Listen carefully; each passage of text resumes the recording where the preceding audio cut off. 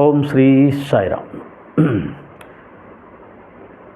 మాధవీలత గారు, భాస్కర్ రాజు గారు ఇంటర్వ్యూలో ఇంకొక విషయం, మాధవీలత గారు ఎత్తిన విషయం ఏంటంటే,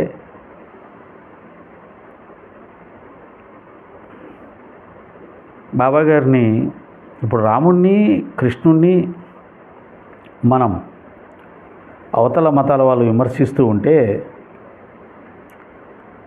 మనం కౌంటర్ చేస్తాం, సమాధానం చెప్తాం. కానీ దేవాలయాలకు మన వాళ్ళు రారేమో అనే బాధ మాకు లేదు. కానీ సాయి భక్తులు మాత్రం గుళ్ళకు భక్తులు రావడం తగ్గిపోతుందేమో అని భయపడుతుంటారు సార్, ఎందుకు అని ఒక ప్రశ్న ఎత్తింది.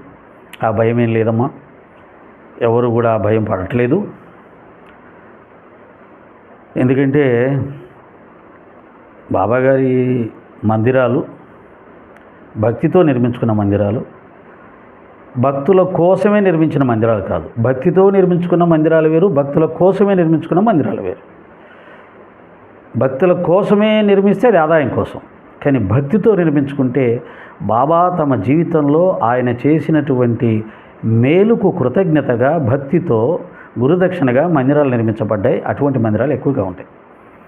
కాబట్టి బాబా మందిరాలని ఒక సాధనా ప్రదేశాలుగా కూడా భావించి మందిరాలు నిర్మించుకొని భక్తులు బాబా సేవ చేసుకుంటూ తరించే ప్రయత్నం చేస్తుంటారు ఆ నిర్మించుకున్న భక్తులు. ఇంకా కొంతమంది అయితే కోట్లు ఉన్నాయి కాబట్టి బాబా తమ జీవితంలో చేసిన మేలుకు కోటీశ్వరులు మందిరాలు నిర్మించారు.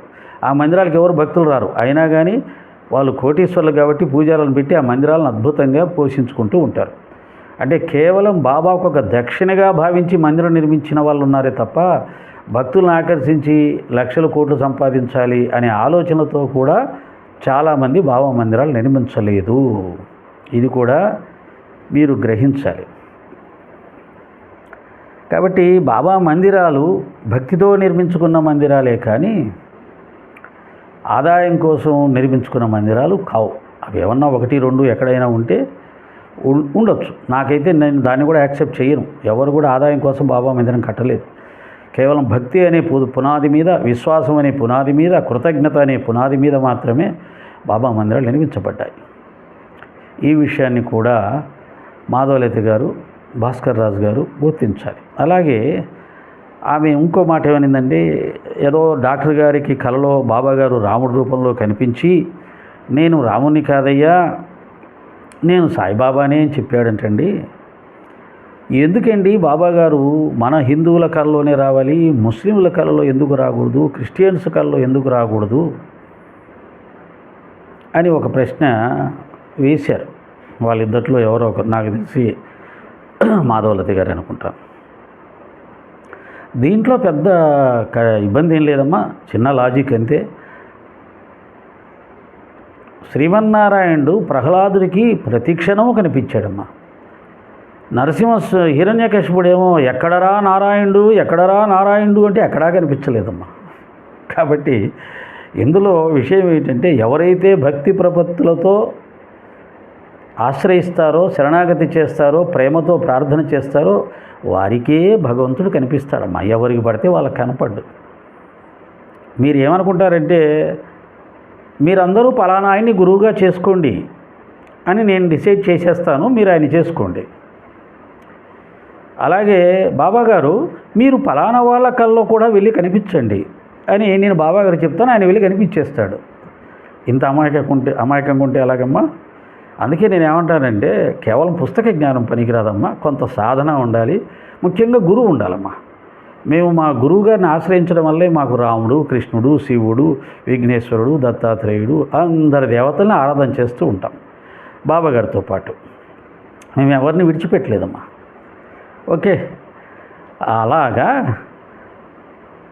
ఎవరైతే భక్తితో ప్రార్థన చేస్తారో భగవంతుడు వారికి మాత్రమే దర్శనమిస్తాడు.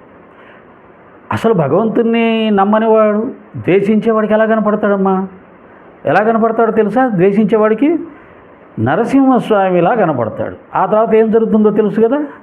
అందుకని భగవంతుడిని ద్వేషించే వారికి భగవంతుడు వేరే రూపంలో కనిపిస్తాడు, అక్కడ వేరే రూపంలో వారిని అనుగ్రహిస్తాడు. వారిని కూడా అనుగ్రహిస్తాడు, కానీ ఆ అనుగ్రహం వేరే విధంగా ఉంటుంది. దీన్ని కూడా మీరు గ్రహించవలసిందిగా కోరుతూ, బాబా గారు ముస్లింలకో బాబాను ద్వేషించే వాళ్ళకో కనపడ్డమ్మా. అందరి దగ్గరికి వెళ్ళి, అన్ని మతాల దగ్గరికి వెళ్ళి ప్రార్థనలు చేసేది మన నాయకులు. వాళ్ళ నాయకులు కాబట్టి, మనుషులు కాబట్టి, వాళ్ళు ఆ విధంగా అన్ని మతాలను సమానంగా చూడాలి కాబట్టి వాళ్ళు వెళ్తారు. ఊరికి కూడా వెళ్ళరు. మళ్ళీ ఆ మసీదు వాళ్ళు, ఆ చర్చి వాళ్ళు వాళ్ళని పిలుస్తారు, అయ్యా మేము మా పండగ ఉంది, మీరు రండి, రావాలి చీఫ్ గెస్ట్ అంటే వెళ్తారు. కాబట్టి అలాగే మీరు కూడా బాబా గారిని, బాబా నువ్వు మాకు కూడా కనపడవయ్యా అని ఆయన పాదాలు పట్టుకొని ప్రార్థన చేశారనుకోండి, మీకు కూడా కనిపిస్తాడు.